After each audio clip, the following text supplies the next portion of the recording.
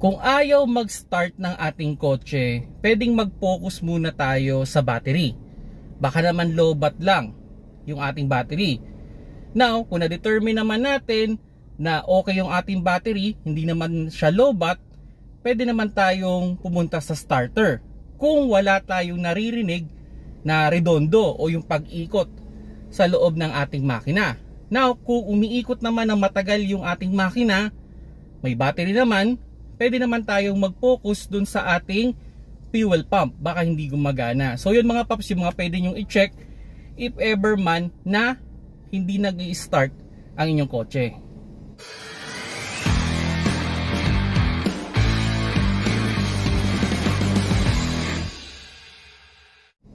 Hello mga paps, I'm Kuya Shane. At yun, meron tayong na-receive na question at ayaw daw mag-start nung kanyang sasakyan. So yun, sabi ko nga kanina, no, pwede tayong mag-focus muna sa battery.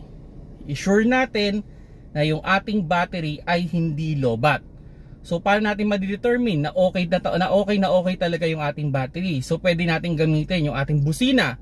Bumusina tayo ng matagal. Kung umabot ng more than 1 minute na hindi pumaos yung inyong busina, posibleng okay din naman yung ating battery. Or pwede nyo gamitin yung inyong wiper. Sabihin na natin kung hindi naman bumabagal yung takbo ng inyong wiper, sabihin natin for 30 seconds, pwedeng okay din yung inyong battery. So, yun muna, no, battery. Pero kung sakali man na pumaos, pwedeng low-bat lang yung ating battery. Or kung sakali naman, pwede natin i-check yung terminal ng ating battery, baka maluwag lang. Okay, so sabihin natin, sige, okay yung battery. So, pwede natin tayong sumunod dun sa susunod na phase, no? Pwede natin i-check yung starter. So, doon sa starter, well, syempre, kailangan natin dito. Ito, medyo pang mechanic na talaga to. So, pwedeng i-jumper yung starter kung gagana, kung iikot. Pero, syempre, pwede rin naman na baka fuse lang o relay lang yung problema kaya ayaw mag-start. So, i-check din yun.